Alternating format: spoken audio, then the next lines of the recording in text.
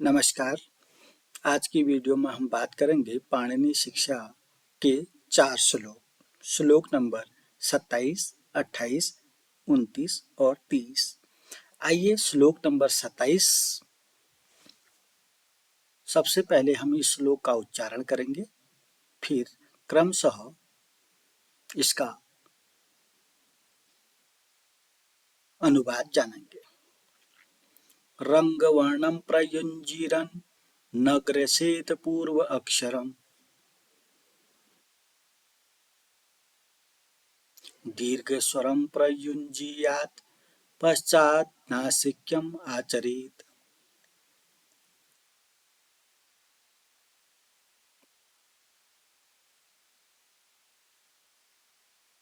क्या कह रंगवर्ण प्रयुंजीरन, रंग वर्ण का प्रयोग कैसे करना चाहिए यहाँ पर बताया जा रहा है। रंग वर्ण आपको मालूम है, जो अनुस्वार युक्त वर्ण होते हैं उनको हमने रंग वर्ण कहा। तो रंग वर्ण प्रयुंजीरन, रंग वर्णों का प्रयोग करना चाहिए। प्रयुंजीरन अगर हम इसको तोड़ दें तो यहाँ पर 9 तक आ जाएगा। रंग वर्णों का प्रयोग करना चाहिए। कैसे करना चाहिए? रंग वर्णों का प्रयोग वैसे ही करना चाहिए जैसे क्या होगा फिर बच्चों, न ग्रसेत पूर्व अक्षम, पूर्व अक्षर का स्पर्श नहीं होना चाहिए। न माने नहीं, ग्रसेत पूर्व अक्षरम। रंग वर्ण का प्रयोग वैसे ही करना चाहिए जिसमें पूर्व अक्षर का स्पर्श न हो। न यहाँ से ना, थोड़ी देर के लिए ये नागरसेत पूर्व अक्षरम, पूर्व अक्षर का स्पर्श न हो, ऐसे हमको रंग वर्ण का प्रयोग करना चाहिए। अब ये इसको मैं अभी उदाहरण के द्वारा आपको समझाऊंगा। रंग वर्ण का प्रयोग इस प्रकार से करना चाहिए कि उसका पूर्व अक्षरम न ग्रसित, पूर्व अक्षर का स्पर्श न हो सके। दीर्घ स्वरम प्रयुंजीयात, उसके बाद दीर्घ स्वर का उच्चारण, उस रंग वर्ण को दीर्घ स्वर के रूप में उच्चारित करना चाहिए।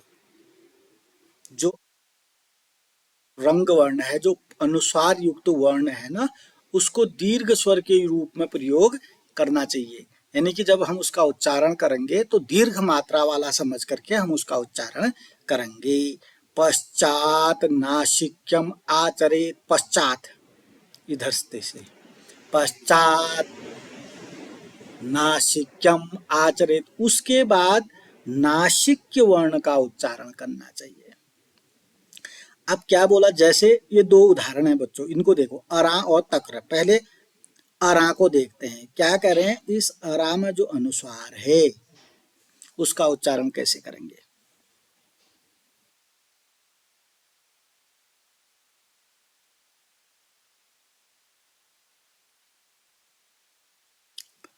क्या कह रहे हैं, रंग वर्ण प्रयुंजी रन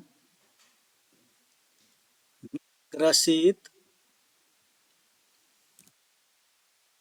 पूर्व अक्षरम, पूर्व अक्षर का स्पर्श न हो। जब हम ये अनुस्वार का उच्चारण करेंगे ना बच्चों, जो वो अनुस्वार जो चंद्र बिंदु है वही अनुस्वार है, इसका जब हम उच्चारण करेंगे तो उसके साथ अ का स्पर्श नहीं होना चाहिए। जैसे मैं बोल रहा हूँ अ रा, अ रा, अ बोलने वक्त अ के साथ वो अनुस्वार नहीं आना चाहिए, ये कह रहा है। पूर्व अक्षर यहाँ पर अ है, तो पूर्व अक्षर स्पर्श नहीं होना चाहिए जब मैं इस चंद्र बिंदु का उच्चारण करूंगा। पहली लाइन का स्पष्टीकरण हो चुका है। जब मैं आरा शब्द में अनुस्वार, आरा शब्द में अनुस्वार रंग वर्ण जो है ये है, चंद्र बिंदु रा है ना, चंद्र बिंदु को हम अनुस्वार कहेंगे। तो इस अनुस्वार का जब मैं उच्चारण करूंगा, पूर्व अक्षर अ है तो इसका स्पर्श नहीं होना चाहिए। और देखो अ रा, अलग ही बोल दे रहा हूं मैं, तो यही होना चाहिए। अ का उसका स्पर्श नहीं होना चाहिए, अ के ऊपर अनुस्वार नहीं दिखना चाहिए, उच्चरित भी नहीं होना चाहिए, ठीक है ना। तो रंग वर्ण प्रयुंजी रन न ग्रसेत पूर्व अक्षरम, पूर्व अक्षर जो है उसका स्पर्श नहीं होना चाहिए। जब हम राम है जो अनुस्वार है उसका उच्चारण करेंगे तो पूर्व अक्षर अ है उसका स्पर्श नहीं होना चाहिए। स्वरम प्रयुंजीरात, फिर क्या कह रहा है, ओ के बाद दीर्घ स्वर आर और रा जो है दीर्घ स्वर है। रा को आप ऐसा उच्चारण करो, कह रहे हैं कि हमको दीर्घ लगे। वैसे भी रा क्या है, दीर्घ है। तो रा का उच्चारण दीर्घ स्वर के रूप में करो। पश्चात नासिक्यम आचरित, उसके बाद इस नासिक के जो अनुस्वार है जो चंद्रमा वाला है उसका उच्चारण करना चाहिए। आप करो, पहले तो हम अ रा, रा को जब हम उच्चारण करेंगे तब जाकर के चंद्र बिंदु का उच्चारण और रांग और रांग, रा के बाद होना चाहिए। समझ गए ना? चलिए, तक्रम को बोलेंगे।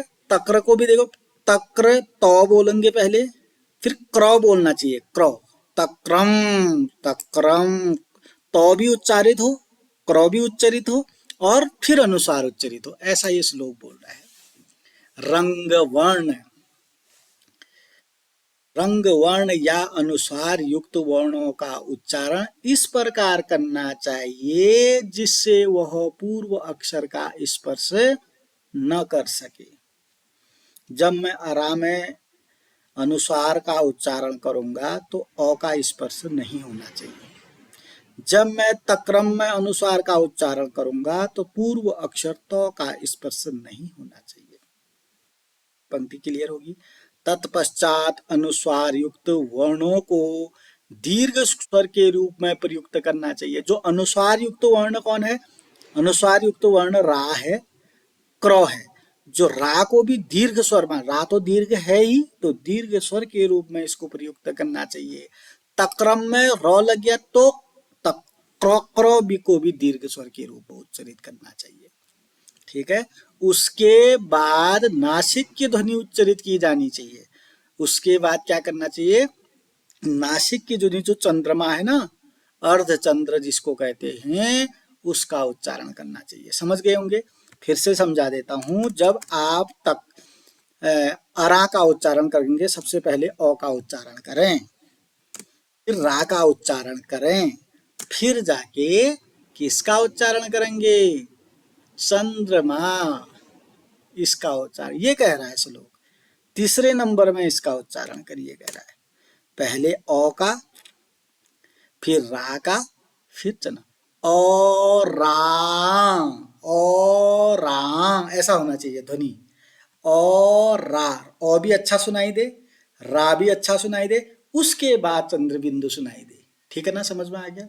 वैसे ही तक्रम को भी पहले तो सुनाई दे, फिर क्र सुनाई दे, फिर चंद्र बिंदु सुनाई दे। ध्यान रहे कि पहले हमको अ का उच्चारण करना है, तो फिर रा पूरा दीर्घ स्वर के रूप में उसका उच्चारण करना है, फिर जाके चंद्र बिंदु का। समझ में आ गया होगा? रंगवर्णम प्रयुंजीरन नागरसेत पूर्वाक्षरम दीर्घ स्वरम प्रयुंजीयात पश्चात नासिक्यम आचरेत। ये बच्चों अन्वय है। आपको क्या करना है, जब श्लोक आएगा सबसे पहले संदर्भ लिखेंगे। संदर्भ में बता चुका हूं, प्रस्तुत श्लोक पाणिनि शिक्षा से लिया गया है, बस इतना ही लिखना है। उसके बाद आपको प्रसंग लिखना है। प्रस्तुत श्लोक में रंग वर्ण के प्रयोग की प्रक्रिया प्रकाशित की गई है या बताई गई है। उसके बाद अनुवाद हेडिंग डाल सकते हैं और अनुवाद को बड़ा चढ़ाकर आप व्याख्या के रूप में लिख सकते हैं। प्रस्तुत श्लोक में रंग वर्ण का प्रयोग बताया गया है। रंग वर्ण वंश अनुस्वार युक्त वर्ण। तो अगले श्लोक की तरफ देखते हैं।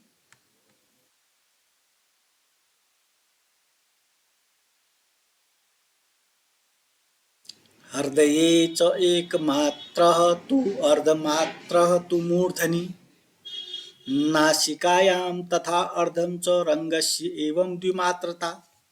आप क्या कह रहे हैं बच्चों, ये प्रस्तुत श्लोक में रंग वर्ण की द्विमात्रिकता सिद्ध की गई है। मतलब जो रंग वर्ण हम विगत 2-3 श्लोकों में पढ़ रहे हैं, रंग वर्ण अनुस्वार युक्त वर्ण, वह दो मात्रा वाला होता है। इस श्लोक में ये बताया गया है कि रंग वर्ण दो मात्रा वाला होता है। बस इतना ही ध्यान रखना है।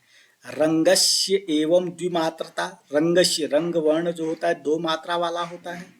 अब दो मात्रा कौन कौन से रे? हृदये च एक मात्र हो, ये हृदये च एक मात्र हो, ये 100 का विसर्ग बन गया। हृदय में एक मात्रा वाला होता है। जो रंग वर्ण होता है एक मात्रा उसका हृदय में होता है, हृदय में एक मात्रा होती है, काउंट कर लेना आप। रंग वर्ण दो मात्रा वाला होता है, ये प्रसंग में ही बता दिया। लेकिन अब दो मात्रा कैसे? एक मात्रा तो हृदय में होती है, हृदये च एक मात्र तु अर्धमात्र तु मूर्धनि, अर्धमात्र तु मूर्धनि, आधी मात्रा मूर्धा में होती है। ये तो मूर्धा आप क्या होता है समझ गए, उच्चारण स्थान सीख लिया होगा आपने पहले ही। अर्धमात्रा मूर्धा में होती है, पढ़ना आ गया तो श्लोक का अर्थ वैसे ही आ जाएगा बच्चों आपको। हृदये च एक मात्र हो, हृदय में एक मात्रा होती है किसकी? रंग वर्ण की। और आधी मात्रा मूर्धा में होती है, कितने हो गए? 1.5 मात्रा। नासिकायाम तथा च अर्धम,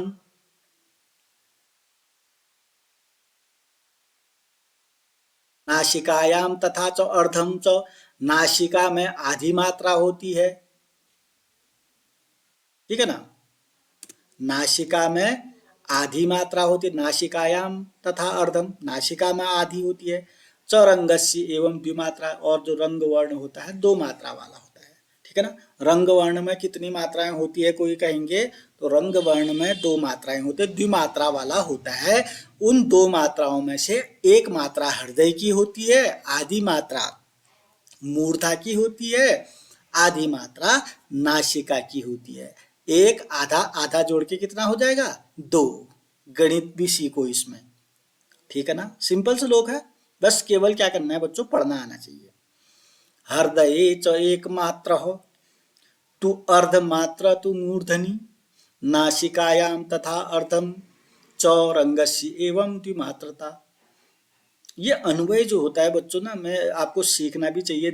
9, 10, 11, 12 में अन्वय पूछा जाता था, यहाँ तो आपको अन्वय नहीं पूछा जाता है। 9, 10, 11, 12 सब जगह ये 4 के 4 क्लासों में अन्वय पूछा जाता है, रिक्त स्थान भरो करके वहाँ अन्वय पूछा जाता था।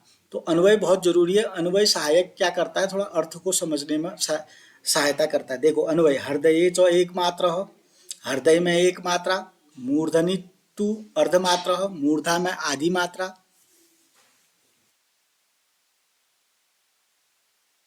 तथा नासिकायाम च अर्धम, नासिका में आधी मात्रा। एवं मने इस प्रकार से रंगस्य द्विमात्रता भवती, रंग वर्ण की द्विमात्रता मात्र, रंग वर्ण दो मात्रा वाला होता है, रंग वर्ण द्विमात्रिक होता है। पढ़ना जरूर सीखिए। अगर आपने शुद्ध पढ़ दिया तो अर्थ आप खुद समझ जाएंगे, खुद समझ के आप बता भी देंगे लोगों को, अन्य साथियों को अर्थ बता भी देंगे अगर आपने पढ़ना सीख लिया। अब प्रश्न प्रस्तुत श्लोक में रंग वर्ण की द्विमात्रिकता सिद्ध की गई है, सिद्ध की गई है। कैसे सिद्ध? अनुवाद, हृदय में एक मात्रा, मूर्धा में अर्धमात्रा और नासिका में अर्धमात्रा, इस प्रकार रंग वर्ण द्विमात्रिक होता है। रंग वर्ण द्विमात्रिक कैसे होता है इस श्लोक में बताया गया है या सिद्ध किया गया है। उम्मीद करता हूं आपको ये श्लोक भी समझ में आ गया होगा और बहुत अच्छे से समझ में आ गया। संस्कृत का भाव बहुत सरल होता है, अच्छा होता है, लेकिन थोड़ा सा आपको पढ़ना आना चाहिए। पढ़ने में थोड़ा आपको क्या चाहिए, संधि नियम आने चाहिए, बस। अगला है 29वां श्लोक है बच्चों, क्या कह रहे हैं? हृदयात उत्करे तिष्ठन् काश्येन सम अनुस्वरन् मार्दवम च द्विमात्रम च जघन्वा इति निदर्शनम। कितना प्यारा श्लोक है, कितना अच्छा श्लोक है, आइए देखते हैं। हृदयात उत्करे तिष्ठन्, हृदयात माने हृदय से, उत्करे माने ऊपर को, तिष्ठन् माने आता है।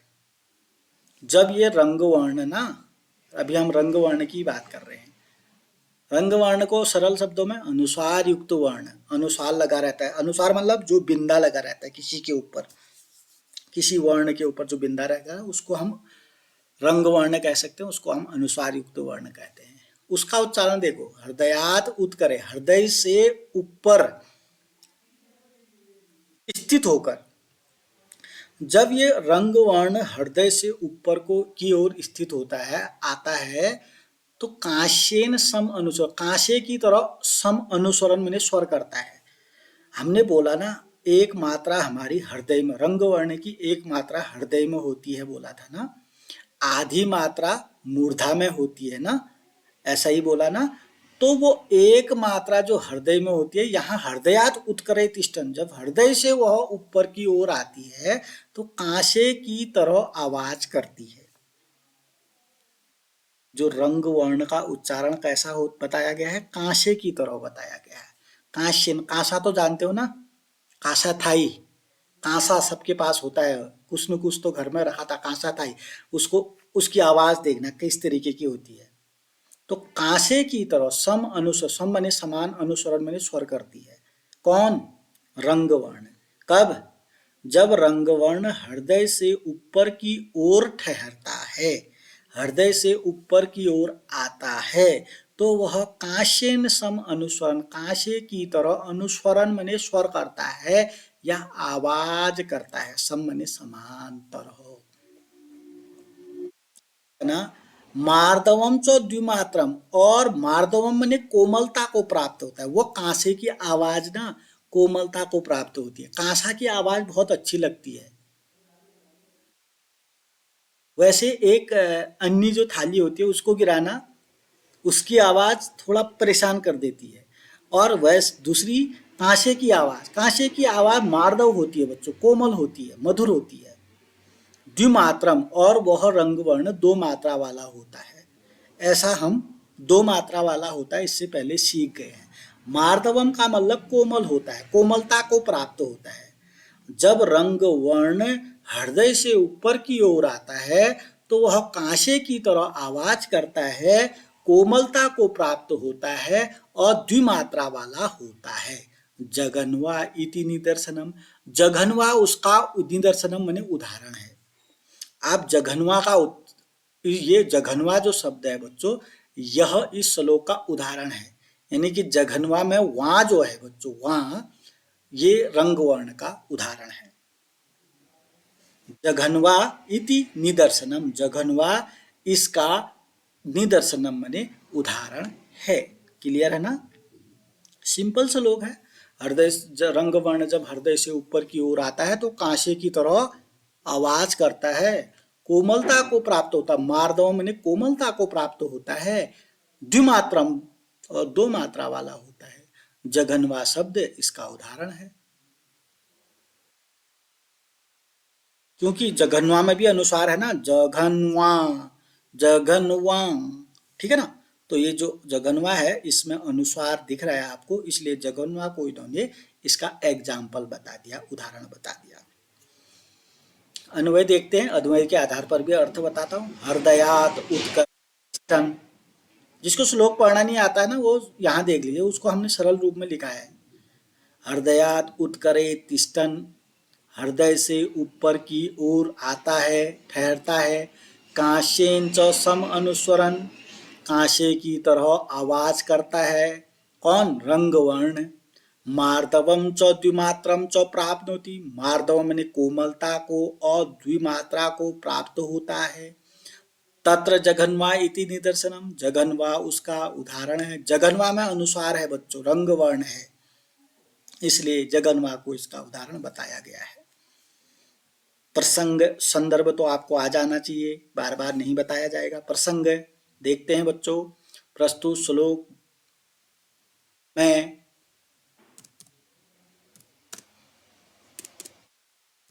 बताया गया है कि रंग वर्ण द्विमात्रा वाला कैसे होता है। इससे पहले मैं तो रंग वर्ण दो मात्रा वाला होता है ये बताया गया है।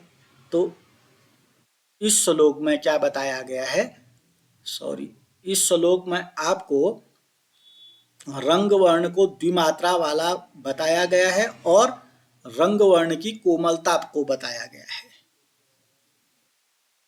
ठीक है, तो संदर्भ प्रसंग को आप बदल भी सकते हैं। अनुवाद है, हृदय के ऊर्ध्व भाग में स्थित होकर कांस्य पात्र के स्वर के समान ध्वनि करता हुआ रंग वर्ण मृदुता और द्विमात्रता प्राप्त कर लेता है। वेद का जघन्वा पद इसका उदाहरण है।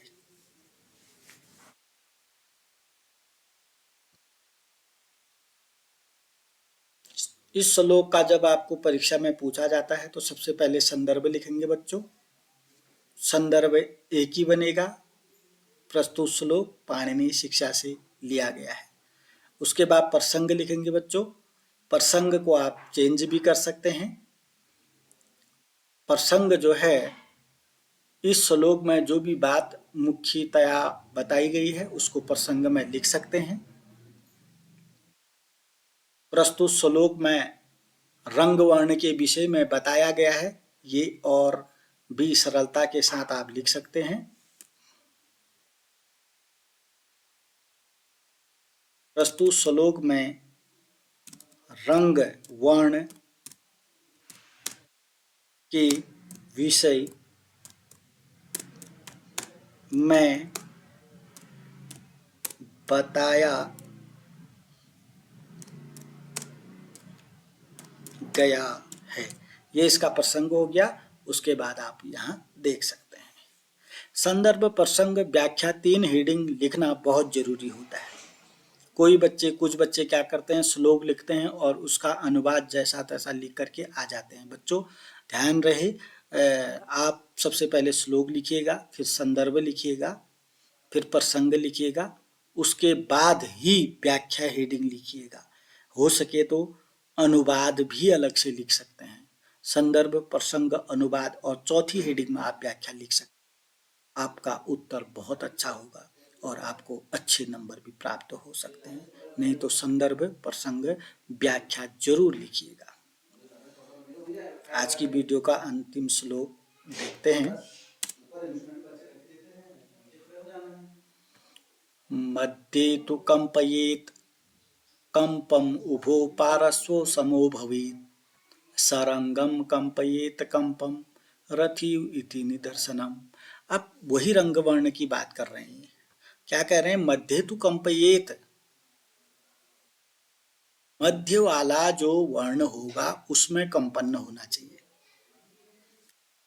रथिव होगा उसको जो रथिव शब्द है ना, उस मतलब जो रंग वर्ण है उसमें मध्य वाला जो वर्ण होगा उसमें कंपन होना चाहिए।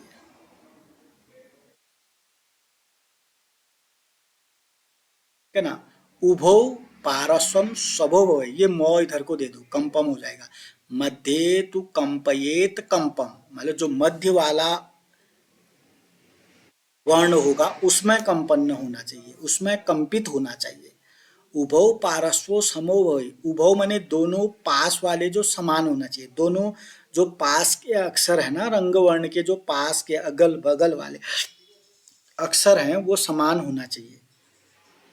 सरंगम कंपयेत कंपम, उसके बाद जो कंप वर्ण है उसको रंग वर्ण के साथ उच्चरित होना चाहिए।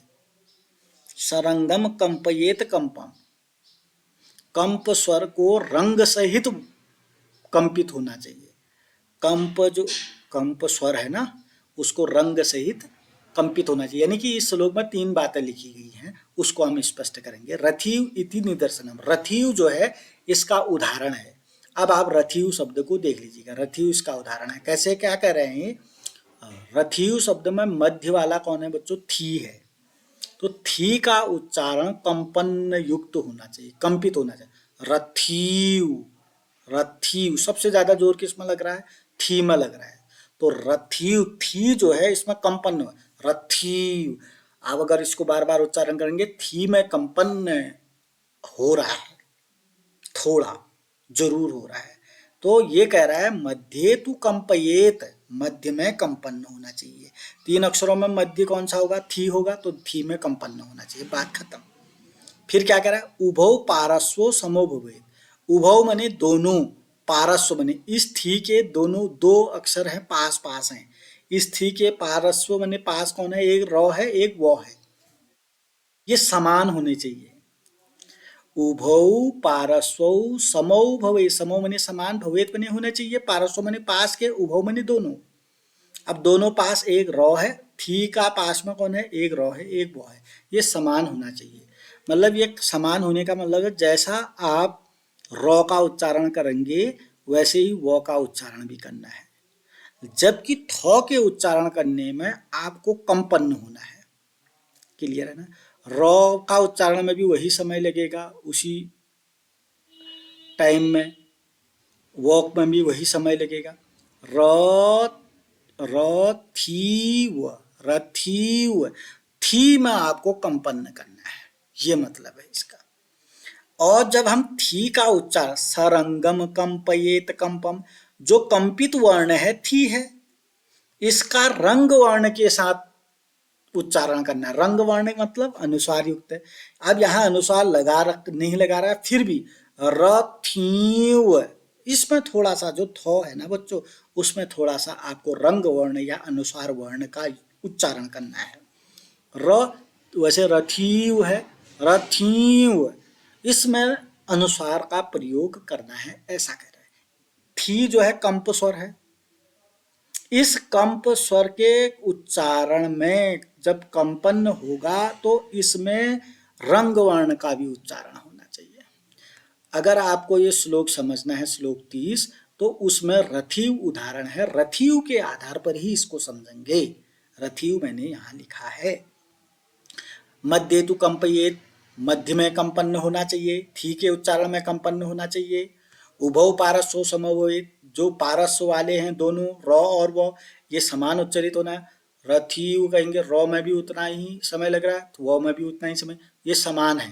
देखो रॉ में भी कोई मात्रा नहीं है, वॉ में भी कोई मात्रा नहीं है, इसलिए ठीक है ना, इसलिए ध्यान रहे कि दोनों समान है।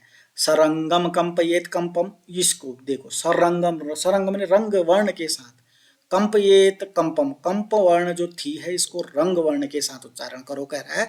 इसका मतलब इसमें आपको रंग वर्ण अनुसार युक्त वर्ण करना है, रथीव करना है आपको बस। रथीव इति निदर्शनम, रथीव इसका उदाहरण है बच्चों। क्लियर। अन्वय देखिए, कंपम तु मध्य कंपयेत, कंपम तु मध्य कंपित, मध्य में कंपन करना है। कंप मतलब थोड़ा सा वाइब्रेशन करना है, उसका उच्चारण करते वक्त हो ही जाएगा वो, क्योंकि है वो कंप स्वर, ठीक है ना। उभौ पारस्व समो भवेत, दोनों पास वाले जो हैं वो समान भवेत बने होने चाहिए। अब दोनों, उभौ बने दोनों, कौन दोनों, ये व्याख्या में लिख सकते हैं आप, कौन दोनों पास वाले हैं वो लिख सकते हैं। समो भवेत, समान होने चाहिए।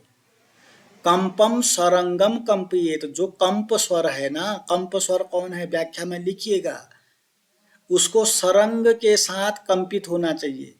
जब आप थी का उच्चारण करेंगे, रंग कंपित वर्ण है तो उसको कंपन भी होना चाहिए और रंग वर्ण भी उसमें दिख उच्चरित होना चाहिए।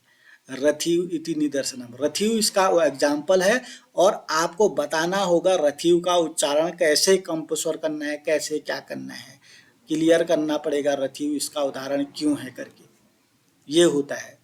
तो इसका संदर्भ आपको लिखना होता है, इसका प्रसंग आपको लिखना होता है, इसकी व्याख्या आपको लिखनी होती है। तो इस वीडियो में मैंने 4 श्लोकों के बारे में चर्चा की। कहीं पर कम समझ आया होगा, कहीं पर अच्छा समझ में आया होगा, तो आप कम अगर कहीं पर समझ में आए तो कमेंट के माध्यम से भी पूछ सकते हैं, और नहीं तो स्क्रीनशॉट लेकर के या लिख करके पढ़ सकते हैं। अगर आपने इसको बराबर समझ दिया तो ऐसा हो ही नहीं सकता कि आपको ये समझ में ना आए, तो ये समझ में जरूर आएगा, बस समय ईमानदारी के साथ देने की ज़रूरत है। तो अगली वीडियो में अगले श्लोकों के साथ आपके सम्मुख उपस्थित रहूँगा। अभी तक आपने चैनल को सब्सक्राइब नहीं किया तो सब्सक्राइब जरूर करिएगा, ताकि आपको अगली जो भी वीडियो आपसे संबंधित होगी आप तक बड़ी सरलता से पहुंच जाएगी। वीडियो को लाइक जरूर करिएगा। कमेंट करने से आपके ज्ञान में जरूर वृद्धि होगी। आपको प्रश्न पूछना आएगा और उन प्रश्नों का आपको जवाब अगर मिल जाएगा तो आपकी तो प्रश्न आगे को पूछने की हिम्मत भी बढ़ेगी और आपके ज्ञान में जरूर वृद्धि होगी। अभी के लिए इतना ही। नमस्कार, धन्यवाद।